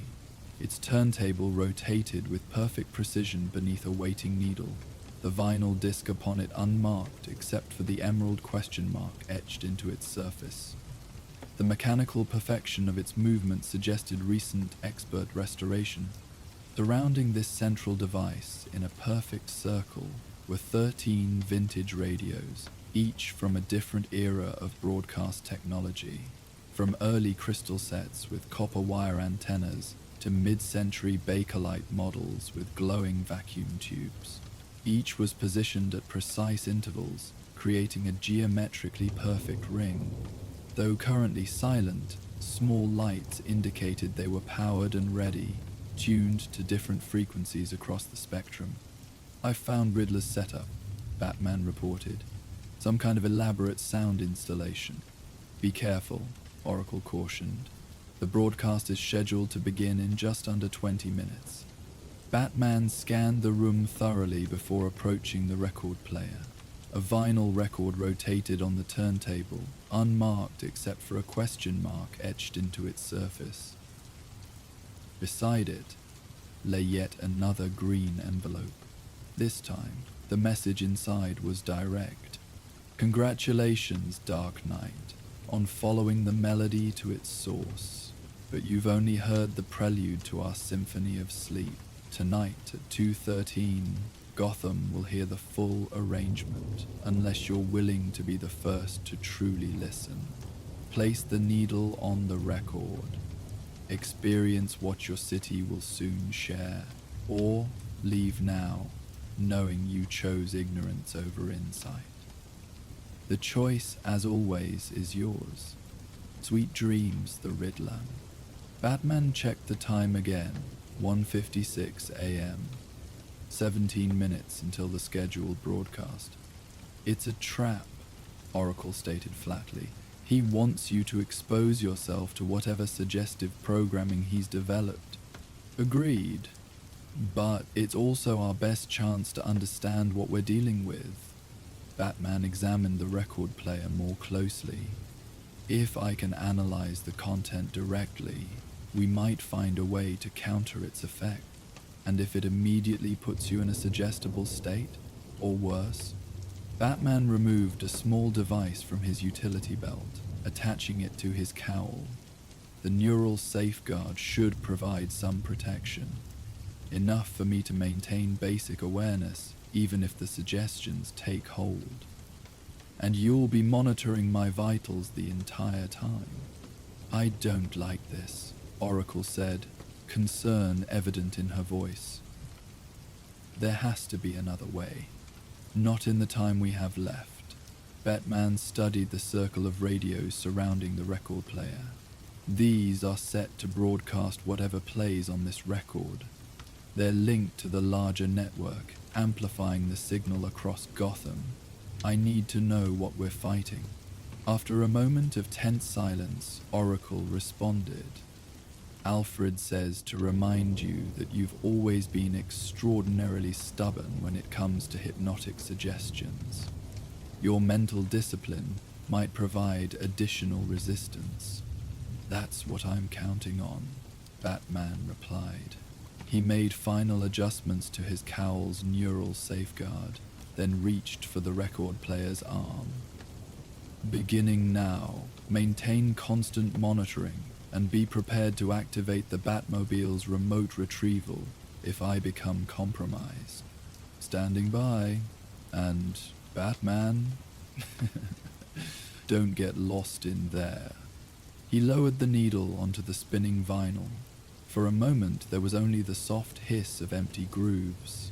Then music began to play. The melody was immediately recognizable as the same lullaby from the cemetery chapel, but with subtle differences. Additional harmonics layered beneath the main theme, creating overtones that seemed to resonate directly with the brain's natural frequencies. As the music continued, a voice emerged from beneath the melody, Riddler's voice, but gentler than Batman had ever heard it, almost hypnotic in its soothing cadence. Listen closely to the spaces between the notes, where memory and music intertwine. Remember the comfort of darkness before the fear. Remember the peace that came before the loss. Follow the melody back to where it began, before the alley, before the pearls, before the birth of the bat. Batman felt his consciousness begin to shift, the neural safeguard creating a strange dual awareness, part of him remaining analytical, observing what was happening, while another part was drawn inexorably into the music's undertow. The orphanage's common room began to blur around him, its decaying walls dissolving into another space entirely, the warm, book-lined study of Wayne Manor from his childhood. Oracle, he managed to sub-vocalize. Something's happening. The music is creating some kind of dissociative state. I'm seeing memories. Her response came as if from a great distance. Your vital signs are stable, but showing patterns consistent with deep meditative states. The neural safeguard is holding, but just barely. In Batman's vision, the orphanage room dissolved around him, its decaying walls giving way to the warm, wood-paneled study of Wayne Manor from his childhood. The transformation was seamless, every detail perfect, from the particular way firelight played across the leather-bound books to the faint smell of pipe tobacco that his father enjoyed on rare occasions. The grandfather clock ticked with its distinctive rhythm, slightly uneven on the 7th hour chime, a mechanical quirk he had forgotten until this moment. A figure appeared in the study doorway, his mother, Martha Wayne, her face gentle in the firelight. She wore a blue dress he remembered from his 8th birthday, her pearl necklace catching the warm light as she moved into the room. Her voice carried the lullaby that now played on the record, each note perfect in pitch and timbre. The sensory recreation was uncannily complete, down to the faint scent of her perfume, jasmine with notes of vanilla, and the soft rustle of silk as her dress moved with each step. Even the particular way she would smooth back her hair with her left hand while holding a note was precisely as he remembered. It's not just suggestion, Batman reported, fighting to maintain his analytical distance, even as the emotional pull of the memory threatened to overwhelm his training. It's full sensory immersion, drawing on personal memories, reshaping them. His voice faltered as his mother's hand, exactly as warm and gentle as he remembered, brushed his cheek in a gesture of comfort he had not felt in decades. The scene shifted again with dreamlike fluidity. Now he stood in the alley where his parents had died, the narrow passage between the Monarch Theatre and the adjacent building. But something was different. The familiar architectural details were there, the fire escape above, the service entrance to the left, the particular pattern of the brickwork. But the atmosphere had changed. The threatening shadows were gone, replaced by gentle moonlight that softened every edge. The damp chill he associated with this place was absent, replaced by a comfortable evening warmth. Most significantly, there was no gun, no mugger, no falling pearls scattering across wet pavement. Instead, his mother continued to sing the lullaby, her hand extended toward him in gentle reassurance. His father stood beside her, tall and unharmed, checking his watch with the characteristic gesture Bruce had almost forgotten. The family was intact, walking peacefully toward the waiting car, the night at the theater concluding with nothing more dramatic than a pleasant conversation about the performance they had just enjoyed. "The trauma can be undone," Riddler's voice intoned beneath the music. "The foundational moment can be rewritten. Isn't that what you've always wanted, Bruce? To change that one night, to follow a different path?" With tremendous effort, Batman forced himself to focus on the neural safeguard's feedback. He's targeting specific traumatic memories, offering alternate versions. The broadcast is designed to make people rewrite their own psychological foundations. That's why he needs the extended sleep state, Oracle realized, her voice cutting through the dreamlike haze. He's creating a city of sleepwalkers who've revised their own histories, their own motivations. Not just any revisions, Batman managed, watching as the dreamscape shifted again, now showing him a Gotham without Batman, a Bruce Wayne who had never adopted the cowl. He's targeting foundational traumas, core motivations. If he can rewrite those, rebuilds people from the ground up, Oracle finished, creates a population with new priorities, new fears, new controlling influences. In the dreamscape, Riddler himself now appeared, not the flamboyant green-suited figure of reality, but a calm, professorial version seated in a therapist's chair. "Isn't this better?" Dream Riddler asked gently. "A life without the bat, without the constant war? You could have had this peace. You could still choose it." With supreme effort, Batman focused on the physical reality around him. The decaying orphanage, the record player, the circle of radios now beginning to activate as 2:13 a.m. approached. "He's starting the broadcast. I need to destroy the transmitter before it reaches full power." "Batman, your readings are all over the place," Oracle warned. "The neural safeguard is failing. You need to get out of there." But movement had become extraordinarily difficult, as if his body were responding to two contradictory sets of commands. In the dreamscape, his mother's lullaby continued, wrapping around him like a protective cocoon, offering the peace he had lost so long ago. "Alfred," Batman sub-vocalized, hoping the link was still active. "The lullaby, there was a counter melody you used to play on the piano when I couldn't sleep after they died. Do you remember?" Alfred's voice came through, steady and clear despite the distance. "Of course, Master Bruce. It was a counterpoint I composed myself. Something to help you find your way back when the nightmares came. Play it now. Transmit it through my comlink."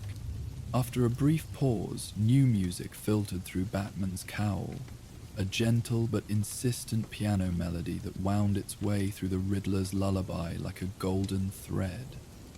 The sound was jarring against the dreamscape, creating dissonance where there had been only soothing harmony. The vision of his mother flickered, her expression changing from serene to concerned.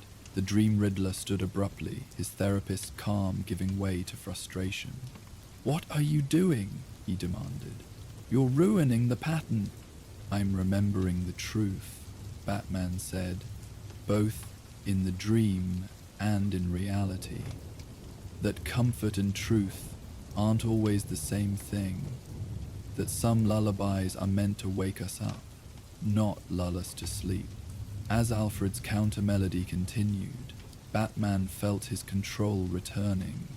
With deliberate effort, he reached toward the record player, fighting against both physical and psychological resistance. "You're breaking through," Oracle confirmed. "Neural patterns stabilizing. But Batman, the broadcast has begun. The radios are transmitting." With a final surge of effort, Batman grasped the record player and overturned it, sending the vinyl discs spinning across the floor. In the same motion, he released a series of small EMP devices that detonated around the circle of radios, shorting their circuitry in bursts of blue-white energy. The dreamscape shattered, reality rushing back with almost painful clarity. Batman found himself on one knee beside the now silent record player, the orphanage room once again solid around him. Transmission interrupted at this location, he reported, voice rough with effort. But the network, already on it, Auror responded. The EMP signature gave me what I needed to identify the exact frequency. Alfred's counter-melody is being broadcast on all emergency channels, disrupting Riddler's patterns city-wide. Reports are coming in, people are waking up, confused but unharmed. Batman rose to his feet, scanning the room for any sign of Riddler himself. He wouldn't risk being here in person. This was all automated. There's something else, Oracle said. A new message just appeared on GCPD's main server. It's addressed to you. Put it through. Riddler's voice filled Batman's comlink, no longer soothing but tight with frustrated anger. Congratulations, Dark Knight, on finding the flaw in my lullaby. Most impressive. But remember, I now know what music moves your soul, what memories drive your mission. Sleep well with that knowledge, knowing I'll be composing our next movement with special care. Until then, sweet dreams.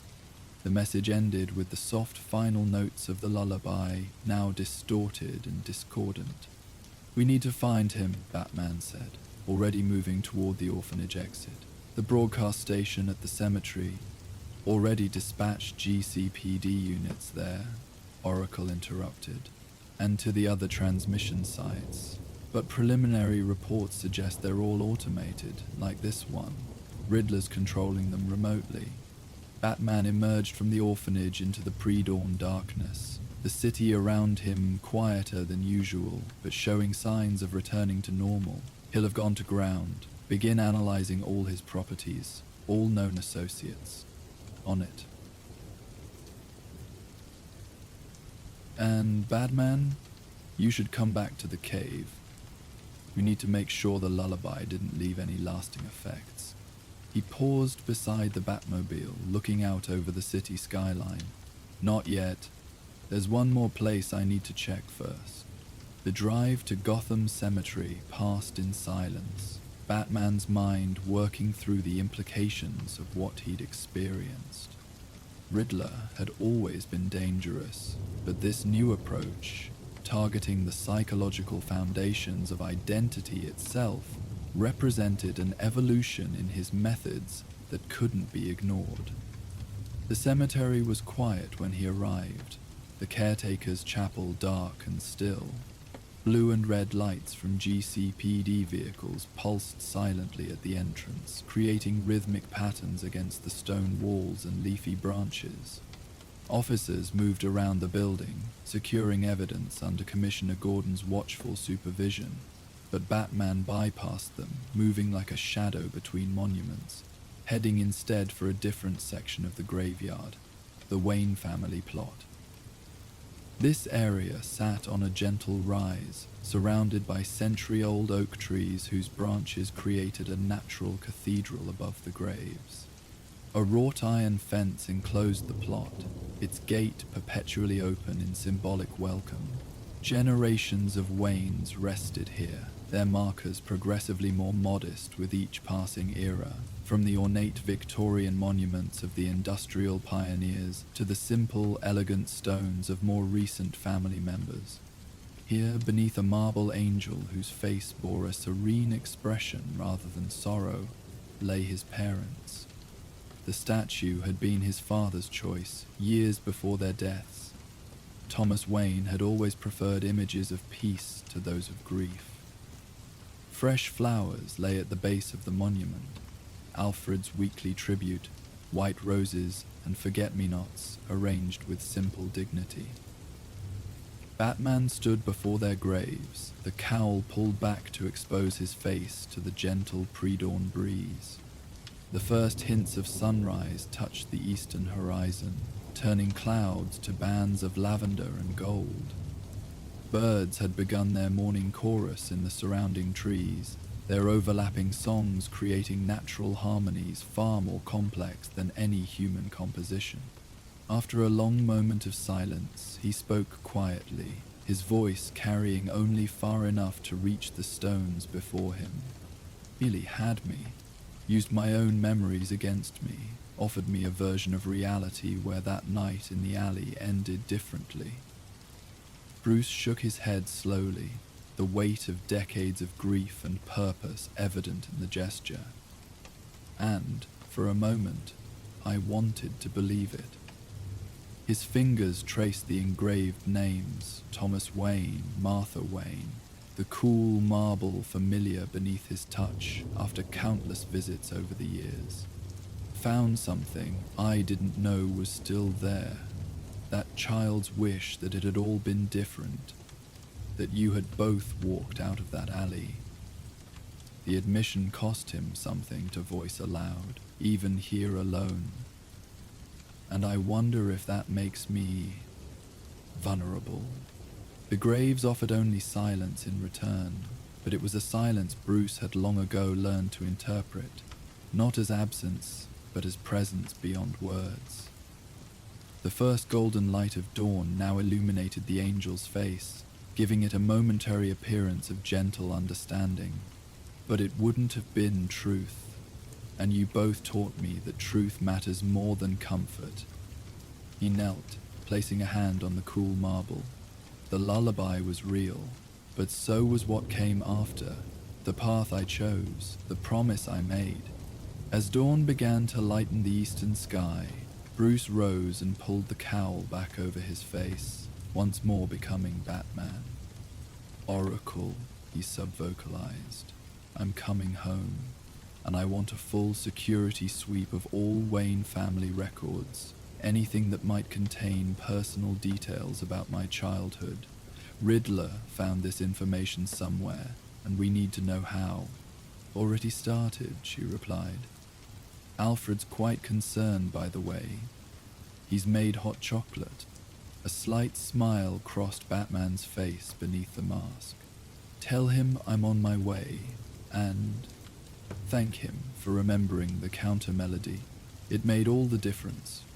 As Batman returned to the Batmobile, the first birds began their morning songs in earnest. A robin's clear whistle, a cardinal's distinctive call, the complex improvisations of mockingbirds. Their overlapping melodies created nature's own counterpoint to the night's dark lullaby. A composition that had evolved over millions of years rather than being designed for manipulation. The sounds carried a purity that no artificial broadcast could replicate, each note serving life rather than control. The cockpit sealed around him with a pneumatic hiss, creating a space of technological sanctuary. As the vehicle came to life, displays illuminated with data from across Gotham, reports of citizens awakening from Riddler's influence, confused but unharmed, security systems coming back online, communications returning to normal patterns. The city's pulse was stabilizing, its natural rhythms reasserting themselves after the night's disruption. Riddler's puzzle had been solved for now, but Batman knew the game had changed. The villain had found a new way to target not just Gotham's safety, but its very sense of self, its collective and individual identities. By manipulating foundational memories, Edward Nygma had discovered perhaps his most elegant riddle yet. Who would we be if our defining moments had taken different paths that made him more dangerous than ever before? This wasn't about death traps or hostages or ransom demands. It struck at something far more fundamental. The ability to revise personal history, to undermine the very experiences that shape character and motivation, represented a weapon of unprecedented subtlety. But it also revealed something Riddler might not have intended, that even the most carefully constructed false comfort couldn't stand against true memory. against the foundations of identity built on both joy and pain. The counter-melody that Alfred had created years ago had proven this, not by directly fighting the lullaby's influence, but by acknowledging and incorporating it into something more complete. Batman had faced his rewritten past and chosen reality, with all its harshness and purpose, over illusion. The Batmobile moved through streets now touching with morning light, the city gradually awakening to its normal routines. People emerged from buildings, looking momentarily confused before the familiar patterns of daily life reasserted themselves. Newspaper vendors set up their stands, transit workers prepared for the morning rush. A baker opened his shop with the day's first bread steaming in the cool air. The resilience of ordinary life, its stubborn insistence on continuing despite extraordinary interruptions, was perhaps Gotham's greatest strength. Within the vehicle's quiet interior, Batman allowed himself a moment of quiet certainty. Whatever new melodies Riddler might compose, whatever dreams he might try to weave, the counter-melody would remain, the truth that had shaped Bruce Wayne and forged Batman, a harmony more powerful than any lullaby of lies. Some foundations, once properly built, could not be undermined. They could only be incorporated into whatever tried to replace them. The Batmobile slipped into the hidden tunnel that led to the cave, the transition from dawn light to cool darkness, marking the boundary between his public mission and private sanctuary. Water dripped from stalactites, creating percussive notes that echoed through the vast underground space. The sounds of bats rustling in the higher caverns provided a constant, living presence. Nature's reminder that this space had existed long before it became his base of operations, and would continue long after. In the Batcave's main chamber, Alfred was waiting with a silver tray bearing a pot of hot chocolate and 2 porcelain cups, a childhood comfort transformed into a ritual of return.